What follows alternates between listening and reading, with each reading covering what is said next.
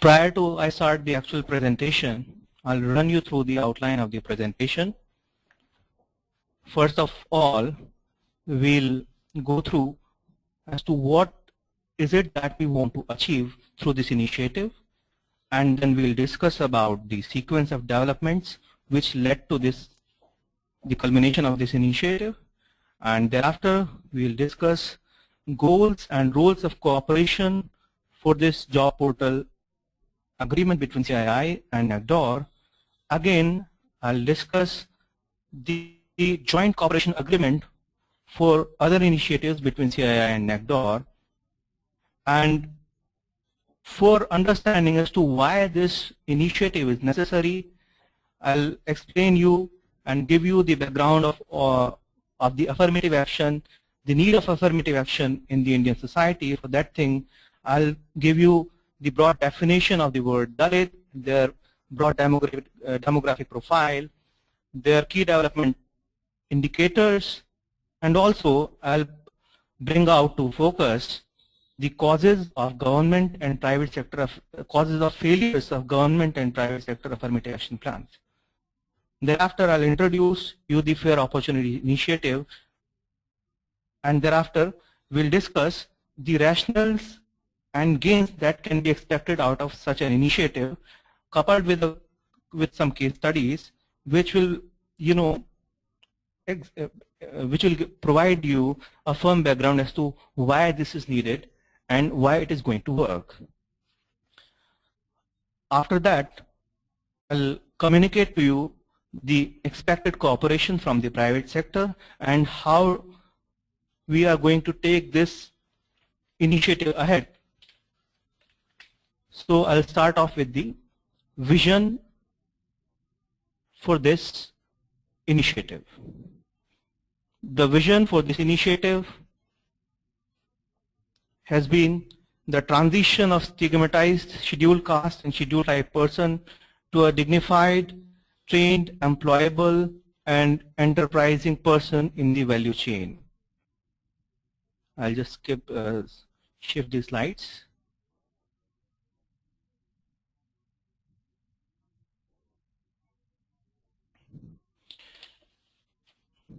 This presents us with an opportunity to build an inclusive India, which in itself is a sea of opportunities. That thing we'll see later on.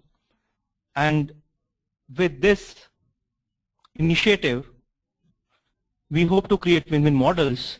And for creating these win-win models, National Confederation of Dalit Organizations and Confederation of Indian Industries joined hand to effectively institute change in the society for the betterment of the society. Now I'll go to the sequence of developments. Responding to the Prime Minister Dr. Manmohan Singh's call to Indian industry to take affirmative action to create education and employment opportunities for the weaker sections of society, CII formed a task force which subsequently proposed concrete steps to be taken by Indian industry for creating education and employment opportunities for people belonging to scheduled castes and scheduled tribes. With this thing in mind, CII came up with the concept of 4Es, which involved the entrepreneurship development, employability, education, and employment for the scheduled castes and scheduled tribes.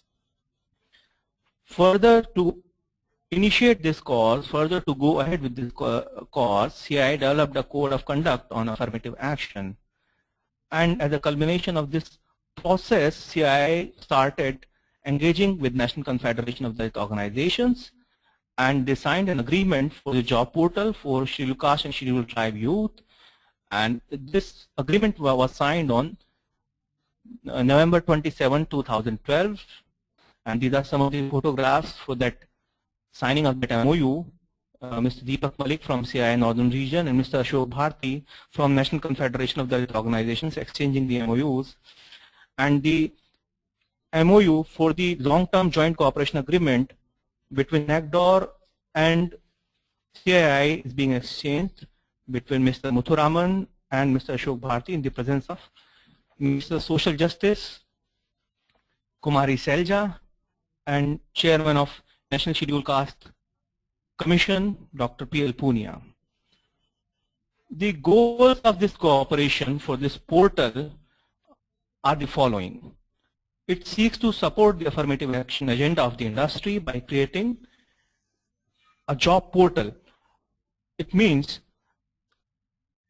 this portal will be having certain features where candidates belonging to scheduled caste and scheduled tribe communities and other Dalit communities which are feeling social, which typically experience social exclusion, will be having their database on this portal, and that database of that this portal will be accessed by the industry, and then industry will actively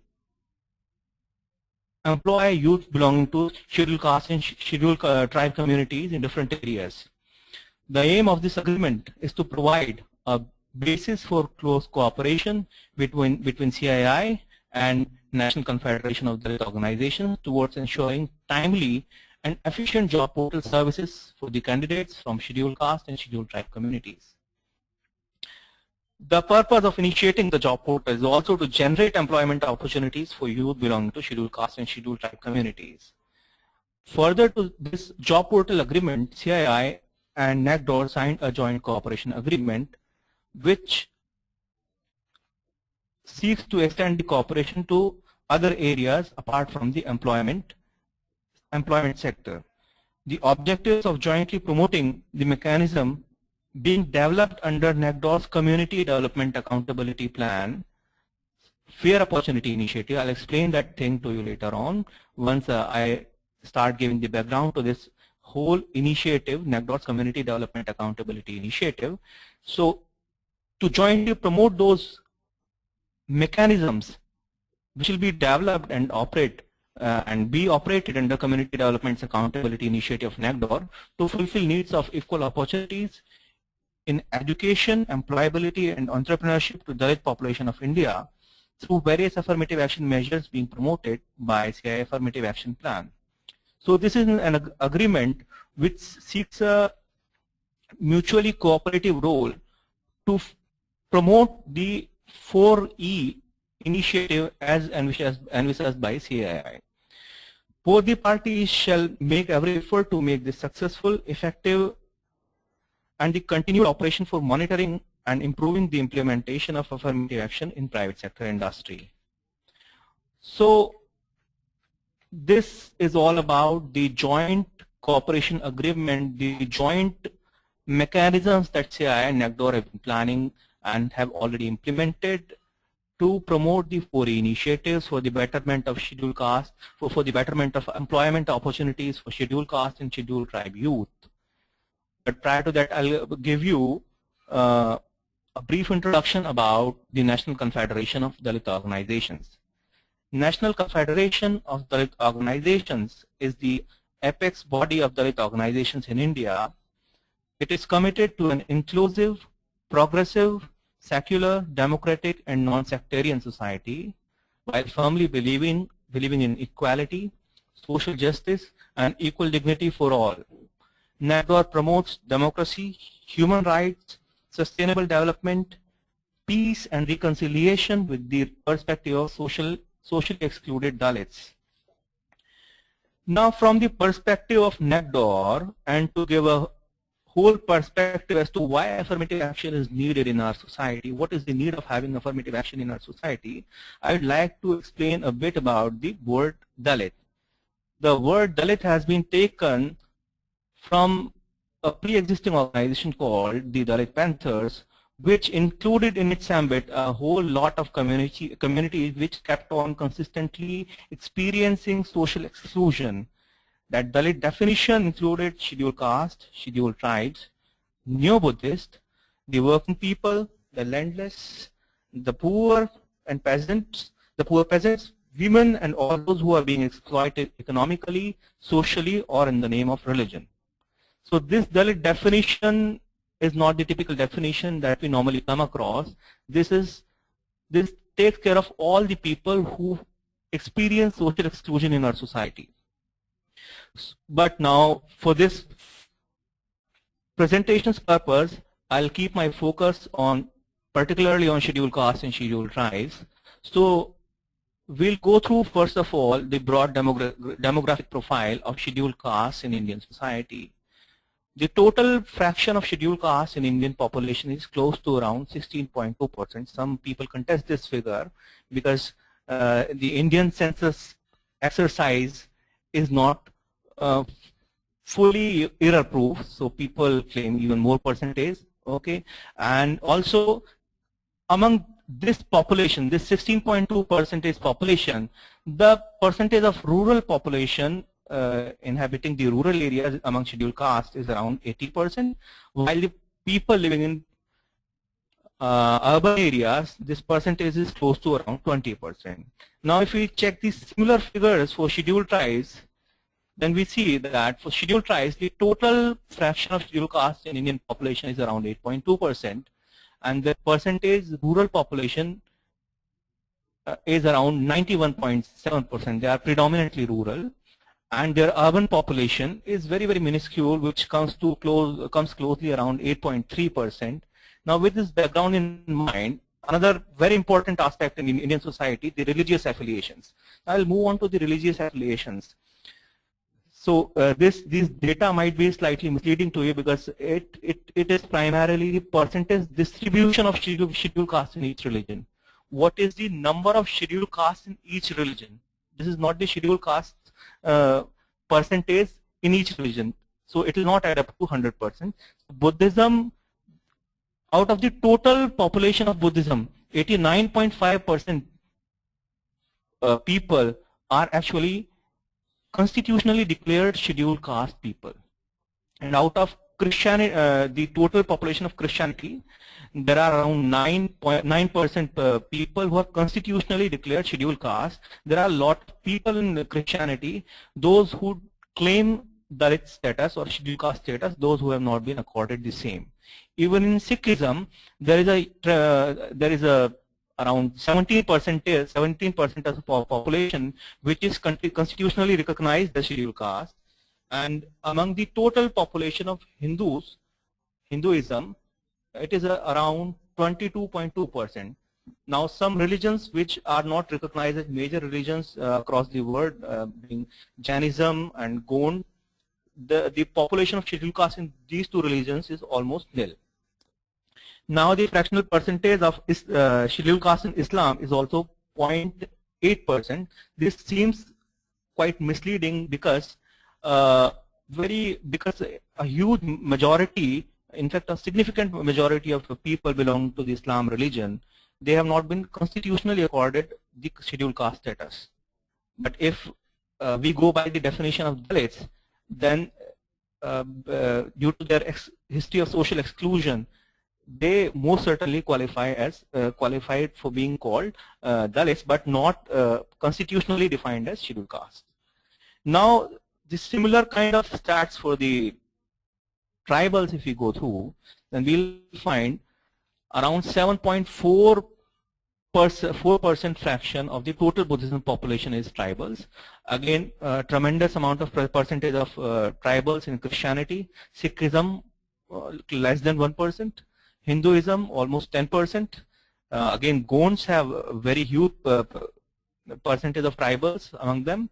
Jainism also has got some percentage of tribals. Again, with Islam, less than 1%.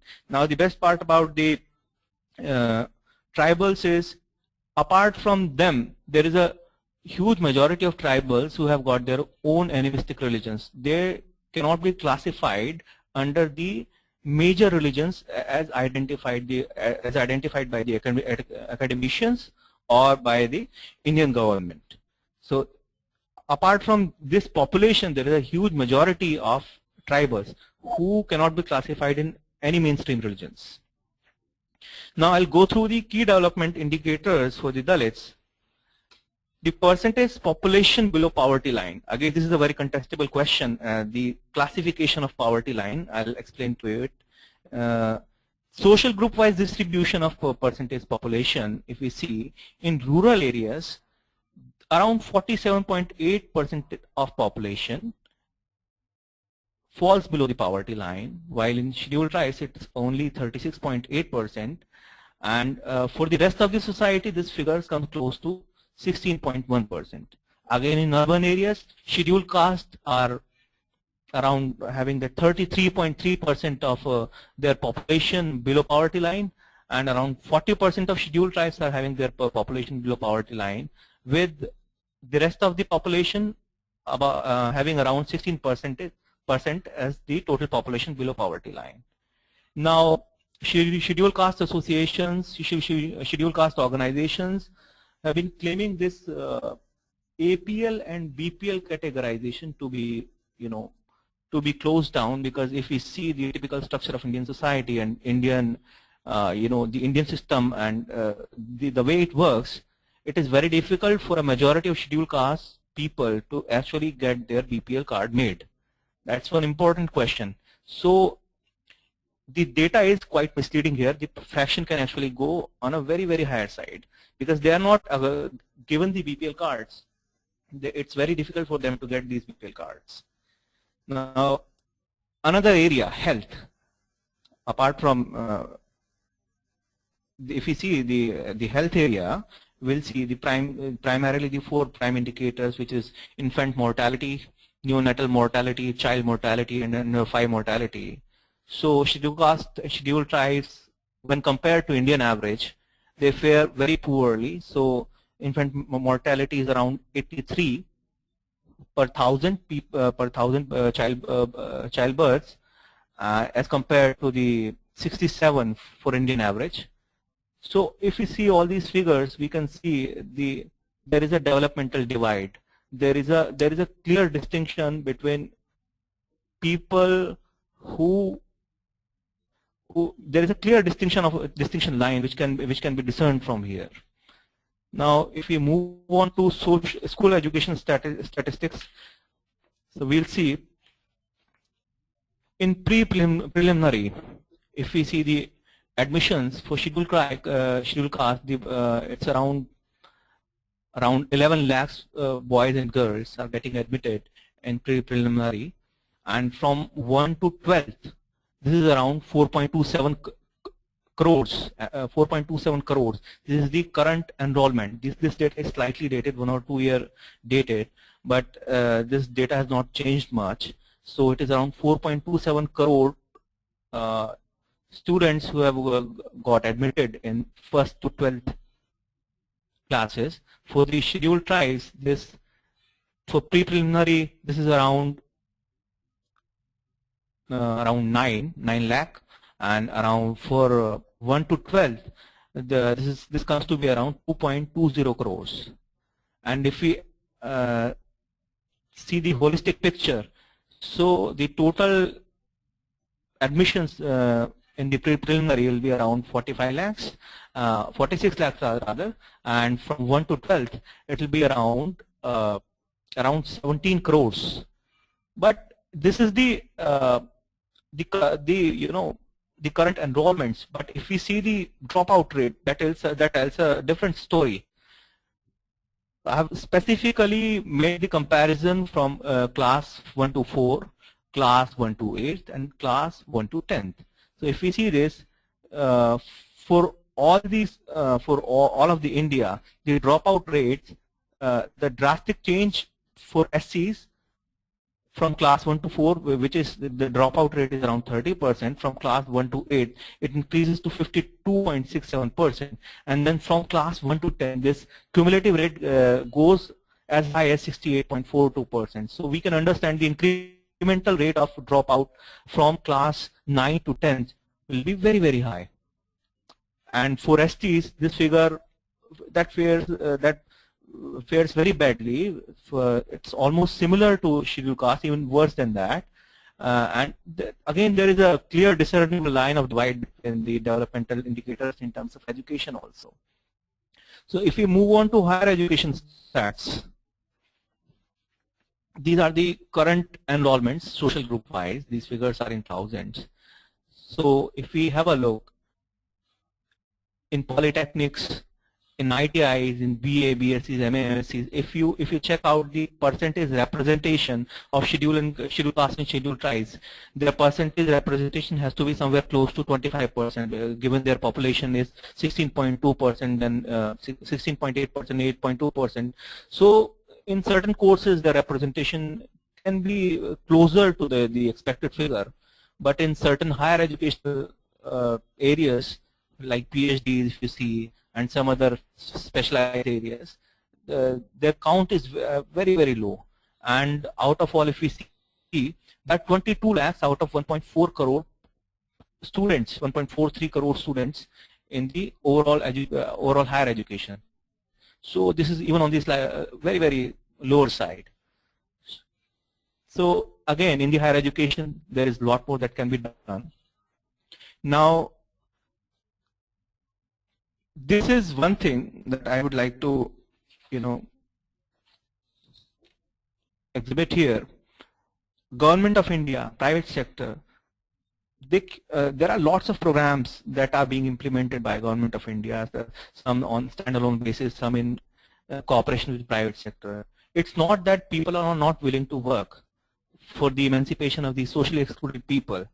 There is definitely an intent, there is definitely a willingness, and there have been actions taken, concrete actions that have been taken, but somewhere things go slightly off the track when it comes to the planning phase. For an example, if this is a review of the skill development initiative of the Government of India.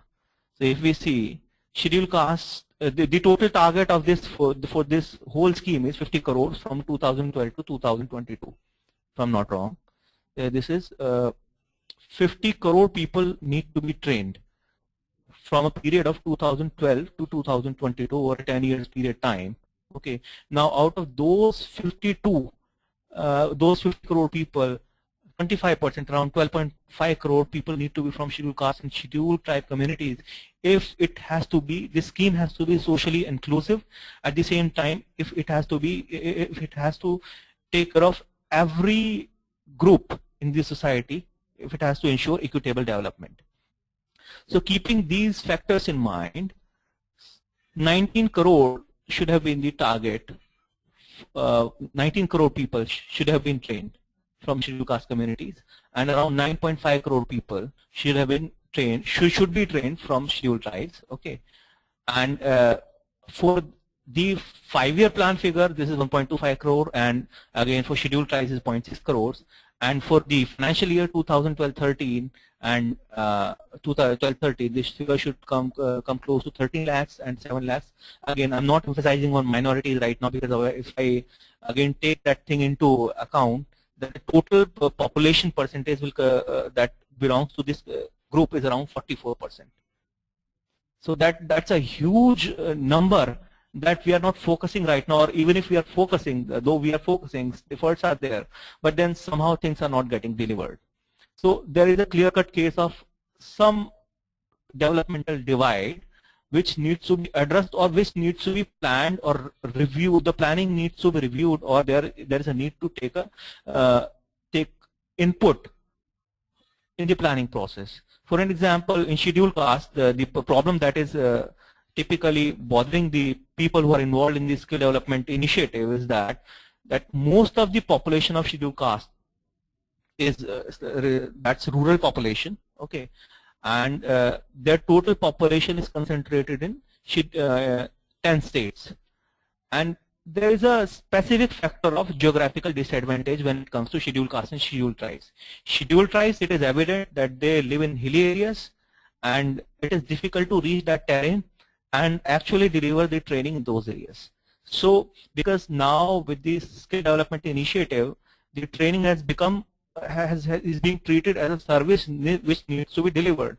But then the model it is operating right now is that there'll be an institution which will typically be located in a typically in a district headquarter or a metro city. So a student will have to come from his place to that district headquarter. But if the geographical disadvantage is there, if the terrain is difficult, then people will have to incur extra costs of living and or commuting or staying over there. Then this will somehow not motivate the person, because that there will be an additional financial burden to take the training. So that's why these initiatives are not actually picking up. So this is one of the examples why very well-intended initiatives by government and private sector for the emancipation of socially excluded people typically fail to mobilize people from those communities. So there is a diagnosis of failure of affirmative action initiatives. What are the prime causes? What are the prime reasons that we have tried to over a year, over some time we have tried to identify them. So the biggest thing is the identification of the community and the biggest stakeholder has been missing, and which has led to the resultant lack of the following key points. And the points are: there is a lack of community-owned awareness spreading mechanism about various government and private sector initiatives among Dalits. This is one crucial area because in India, community ties are very strong, and particularly for those people who live in whose society, people who are from socially excluded background, which are connected by the bond of having bond of the atrocity connection. Somehow people feel that there have been a history of atrocities against them, so that connects them. So these people will always look at schemes, initiatives with a skeptical mind, or only if a community person gives a positive feedback about that scheme. Community leaders try to mobilize people for those schemes. Then only such things are going to work. A very, very important example for this thing is the polio drive in the pulse polio drive in the case of Muslims. The pulse polio drive in the case of Muslims has been a clear-cut example of this, which years after years failed because they kept on skeptically seeing this drive as some kind of some kind of program or some kind of scheme against them, and that scheme never picked. And with governments all well-intended motives, they were trying to eradicate polio, but in Muslim community they could never. So this is one example that we have to understand. Another thing is community ownership of affirmative action schemes, implementation and output efficacy monitoring mechanism. This is one thing that one needs to take care while planning, that while you are implementing these schemes, then people belonging to those communities should also be given some responsibilities in implementing those schemes, so that they realize the practical difficulties of how difficult it is to actually implement those schemes. Unless that learning is not happening in their part, they will not realize what is it that is stopping the government and private sector to actually take concrete steps which have a high output efficacy. So unless the involvement in the process is done, then there'll always be outsiders and thinking that why it should not be done. It has not been done, and what is there in this thing to, as in, unless you put the responsibility on them, there'll always be a certain amount of criticism that it should have been done very easily. So this is one thing that needs to be taken care of. Again, community engagement strategy in institutionalized fashion for various development sectors within government and private sector actors. Now, engagement strategy, because if we see historically in India, there was no dialogue between private sector and socially excluded communities in an institutionalized fashion. If we see that this led to allegations, and this led to misunderstandings, and also a complete lack of mutual appreciation. So this is one thing which is very much required. Also, the thing is, the community's consultative input and feedback. So if the community is suffering from some problem, so their inputs while designing the schemes, the feedback as to whether the schemes are performing well or not, or whether they should be redesigned, whether they should be somehow changed or modified, altered, so that thing is also missing. So if that needs, if that is incorporated, somehow I think the programs are going to be more and more receptible to the to socially excluded communities. Now, with this thing in mind, NACDOR, National Confederation of Dalit Organizations, came up with the Development Accountability Initiative. That means one has to take the initiative to be accountable for the development of the community. And for that thing, NACDOR identified 2 community development sectors, one prime sector being the opportunities, which is a major concern of all the socially excluded persons, because exclusion in terms of opportunities has been historically one of the most important issues for socially excluded communities. Second, health, because health is one such thing, whether the socially excluded or poor people, if health is not taken care of, I don't think even if you give opportunities, there'll be some problems in the longer run. So with this thing in mind, NACDOR actually went ahead with this fair opportunity initiative to take care of the opportunities part of it. And as the phase 1 of this initiative, the fairjob.com portal was launched to facilitate spreading the awareness and availing of these kind of opportunities that I have listed below with both the government and the private sector. So this goes in a logical fashion. The portal in its very phase 1 is being designed, and in fact so many functionalities are even now they are operational. So career counseling and continuing education programs, because if we see the demographic and economic distribution, so many youth from the scheduled caste community, they do not have any financial backing or family wealth. So they'll have to start working early on in their career, in their life. So keeping this thing in mind, the distance education program that they can avail, so that information needs to be disseminated to them. Also, keeping in the mind about their low income background, the dissemination of scholarships to complete their studies, whether the government scholarships or private sector scholarships, this is very much necessary. Also, the training opportunities. This is one important area that we have come across, that when, for example, industrial training for an engineering student in their 3rd year, that they do not have family connections or people in their families who are serving in private sector or government sector companies where they can actually get themselves to get their industrial training. So this is one important area. So the portal was planned to have the listing of training opportunities where these scheduled caste, scheduled tribe people can actually apply and get the training.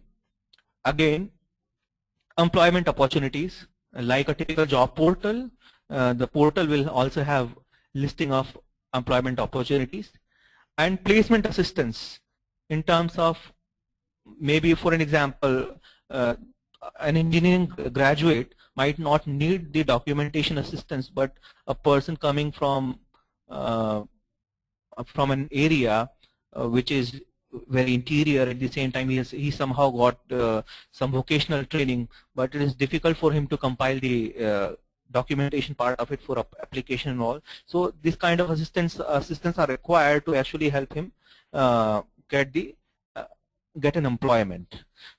As a phase 2 of this operation, of this initiative, we are already trying to implement the multilingual support to help people coming from vernacular language background, non-Hindi or non-English speakers particularly. And also a device-friendly layout. The website is going to have a device-friendly layout, because there are so many people who do not have access to desktops and laptops, but somehow the penetration of mobile technology has been very wide across the Indian society. So I think that needs to be captured. So we are actually planning to have this device-friendly layout. Now, once this system is in place, so this opportunity initiative can have an entrepreneurship opportunity information portal.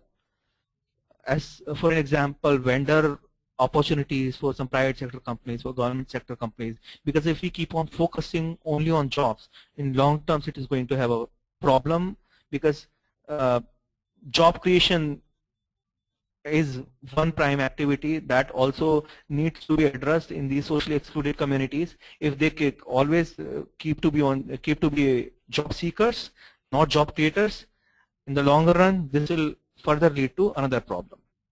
Now, also this system can have entrepreneurship development information dissemination system. There are lots of entrepreneurship development opportunities and mechanisms already in place by the government as well as industry associations that one can actually avail and somehow, you know, transform himself into an entrepreneur with persistent efforts. So keeping these things in mind, the portal has been designed and the portal is already operational and functionalities are still being added to it, and I'll just move you through some of the functionalities. For job seekers, the portal will have a personal admin space, as in everybody can register, a job seeker can register over there, and they can add their profile online as well as they can upload their resume like a typical job portal, and they can view company profiles because companies will also be listing over there and apply whichever company they want to apply. They can, yes, they'll be having a job applications tracking, what all jobs they have applied for and what is the status of their application. That kind of system will be having. And also if there are new jobs, new relevant jobs, so the portal will automatically notify them through emails, SMS or some RSS feed system that will tell them that these are the new opportunities that one applicant might be interested in.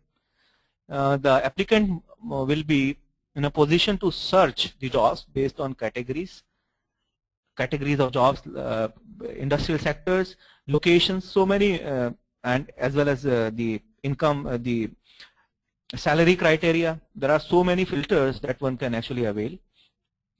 And also the system will have a references system to empower the job seeker's profile. As one important thing with respect to references is the verifiability of the candidates, because this job portal is for people who come from socially excluded backgrounds. So we have to keep in mind that the authenticity of candidates is a prime criteria. For example, for scheduled caste and scheduled tribe candidates, those who've been constitutionally declared, so we have a caste certificate, or in some education boards we have the 10th certificate which mentions the caste category actually. So we have made the system wherein a person can actually upload that caste, the scanned image of caste certificate, and if it is found to be correct, if it is found to be valid, then the job providers or the job listers or the employers or the companies can actually see that status, whether the applicant has actually put his caste certificate or not, whether the applicant is verified for his affirmative action credentials or not. Also the portal will be having this facility where can the applicants can directly apply to the companies using this portal itself. Now I move on to the features for employers or the companies. So they'll also be able to register online and edit their company profile. They'll also be able to manage, add job packages, because there'll be a variety of job packages as they are currently on the various job portals. So they'll be able to add various job packages with different kind of job validity, for how many months where the job will be valid, for the posting. So such things they can keep on adding. How many job profiles one want to add, and also they'll be able to add it as well as manage the job posting. For an example, if you have posted the job once, you can always edit it later on. For an example, maybe 1 week back or something like that. And yes, they'll be able to search the database, search the database of the candidates, and also notify them.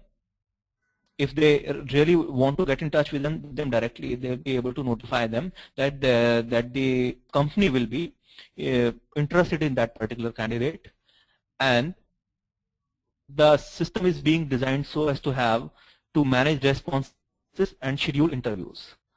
And also for companies who would like to use that quick apply option, that job marketing option is also there, because some jobs can be highlighted on the in the featured job listing. And for the administrator, for the fairjob.com team, they'll be able to create different kind of job packages, and they'll be having all these stats, which will be very, very helpful to understand how this initiative is helping society as well as private sector in meeting its affirmative action commitments, as well as how the society is benefiting from this initiative. And also the administrator will be in a position to delete or approve resume based upon their verifiability with respect to their category credentials. And as like any other job portal, for job categories can be created. And if we move on to the rationales and gains that the industry and community and government will be having through the system, so you can see industry will be able to tap a vast human resource pool that they are not currently able to tap, because there is a huge number of people belong to scheduled caste and scheduled tribe communities which still are not coming to the job market. They are still even after completing their degrees, there are lots of people who are not actually applying. And also there'll be a potential for big training industry, because this is one thing which is very, very crucial, because in Indian education scenario, I'll refer to the NASSCOM survey later on, that will typically identify where this big training opportunity comes from. Also for the community, there will be increased job avenues in the private sector, and there will be also the possibility of skill gap training needs. For the government, it will lead to sustainable and equitable economic growth with less reliance on PSU government sector for employment of SC/STs. So I'll just take some two key case studies, because the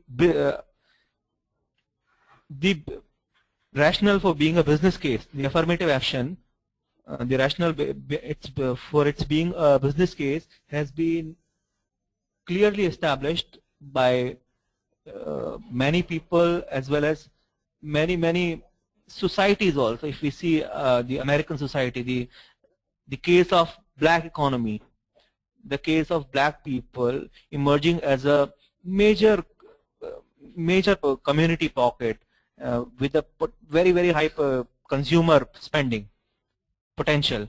That's one historical example that has established affirmative action as a clear-cut business case. So I'll just show in front of you some two key case studies. For an example, BPO's industry shift to Philippines. Now, Business Processing Association of Philippines, it said that the BPO industry generated revenue of around 11 billion in 2011, which is up from 2.8 billion in the previous year. So if we see India, which was considered as one of the most important BPO industry center across the world, now India, though it is ahead in terms of industry revenue at around 16 billion, but Philippines is closing the gap at rapid pace. If we look into the prime causes, so some causes which are definitely there, like they're spoken in English and accent, this is more acceptable to clients in the US and UK, and their time zone is another advantage. But one of the very, very key factor that we can notice here is that their workforce is much larger. This is 4,16,000 for the BPO sector, and for put together for voice and non-voice operations. But when we compare it to the India, which is supposedly or was supposedly the key destination for BPO industry, in India the workforce is only 90,000. So ultimately in India, what actually happened, the lack of talent pool led to rising labor costs. Now this case study coupled with another case study, I'll show you that case study. If we see, this case study is about NASSCOM survey. NASSCOM had a survey about the engineering graduates, and they found out that only 25% of graduates in India are employable. So there are around 1.5 million engineering degrees seats and around 1 million diploma seats, and out of that only 1 million graduates come out for jobs, and even out of that only 25% graduates are employable.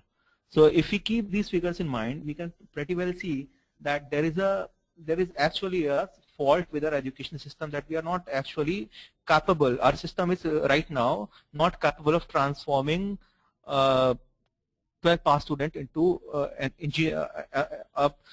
employable engineer. Okay, so now if we see, if our education system is not capable of doing that, so we will have to think in terms of why we are not receptive to affirmative action. Because if we see, even right now, lots of students coming from scheduled caste, scheduled tribe backgrounds, they are actually studying in government colleges because of the financial backing which is being given by the government. And if we compare the facilities and faculties and the standards of government colleges education in comparison to the engineering shops that have opened in India, so we can pretty well realize that even if their input at the time of input or entrance into the engineering exam, there are certain relaxations, but I hope the output cannot be so bad because of such a grilling process. Okay, now in comparison to now this NASSCOM survey goes on to prove that thing only. It clearly says that 75% of graduates are not employable. So if you keep this thing in mind, because even in private colleges or in government colleges, the fraction of scheduled caste, scheduled tribe cannot go beyond 25%. So where are those 50% people coming from? So now we have to think in that terms also. So it is not the entrance criteria relaxation which is important. It is the training process in those 4 years or 5 years which is important. So it is primarily one of the key concern areas with our education system that we'll have to think of. Now these kind of things, these kind of data that can clearly, they are clearly showing that there is a lack of talent pool in almost every sector for the Indian industry. That's why there is the wage rates, the cost of labor is continuously going high, and that's why we are losing in global competition. And if we keep on continuously sticking to these kind of preconceptions we have about affirmative action, I think we'll be losing out badly in the global competition. Now, with this thing in mind, there are certain expectations we have from private sectors and MNCs, because MNCs also are making their presence hugely felt in Indian economy and industry. So we expect that industry bodies, associations like CII and other industries bodies should promote their members to use this portal for fulfilling their affirmative action responsibilities. Also, industries should share their Dalit employee details so that community will become aware about the private sector commitment. So that portal will actually facilitate that. That will be having that mechanism. Also, because there are lots of MNCs in India right now, and there are so many countries which have had very, very successful affirmative action stories. So MNCs should help the portal evolve and implement affirmative action programs implemented by them across the world. Now, the way ahead for the portal, how we are going to take this portal ahead and make the awareness about this portal among the scheduled caste, scheduled tribe, and other Dalit community, socially excluded community youth. So we can actually ask the universities, colleges, polytechnics to provide the student details at the time of enrollment. The key point here is at the time of enrollment. If we get the enrollment, the registration at the portal done at the enrollment time itself, we'll be able to provide them the details of scholarships, during their stay in the college or stay during their course duration, as well as we'll be in a position to help them with their training needs, in-course training needs, and thereafter at the time of their employment, we'll be having their data, we'll be having their training details as well. So this is one thing, one possible way to create awareness about this initiative. And also government can ensure privately owned affiliated education institutions as well as government owned education institutions to provide the student details at the time of enrollment, because there are lots of, even in the privately owned institutions, there are lots of people who come from this community. It's not that they are completely not existing over there. Now, to help the system evolve into a scalable facility so that it appeals to all the non-English speakers of the Indian society, it needs to be created in, it needs to be having that multilingual support. So we are trying to do that, and I think we'll be able to do it very shortly. And also, because one thing is the portal, just shows the information in the vernacular language, but one thing is like having that information stored in the local language and then giving it to industries and companies back in English. So that's where I think we need to look for how it needs to be accomplished. Now, for non-internet users, we need to think about a similar facility, because there are lots of people who actually have done their vocational trainings. Those who are doing their certification courses under MES, modular employability schemes. But I don't know how they are going to utilize this facility if they do not have access to internet. And also, one possible way could be to rope in schools to spread awareness among Dalit students about availing career counseling from the portal. And if we can actually implement all those things and actually can create the awareness among students, then we'll be having a very huge talent pool which can actually be harnessed by the industry, which can be and which can actually which can make our industry globally competitive, because having the access to labor talent pool will actually lower down some of the labor wage rates, which are going at a very steep rate right now. So it is definitely a win-win model for the industry, and definitely a business case for the industry. And in being a win-win model, it is going to work for the mutual benefit for the community as well as the business fraternity. And the government, I hope the government will be definitely also a winner from this thing, because there are lots of program that they implement. They typically fail, as I have already pointed out, because of the lack of any monitoring mechanism or quantification mechanism. So this portal can actually provide them that input. And with this thing, I'll thank you for listening to me patiently. Thank you.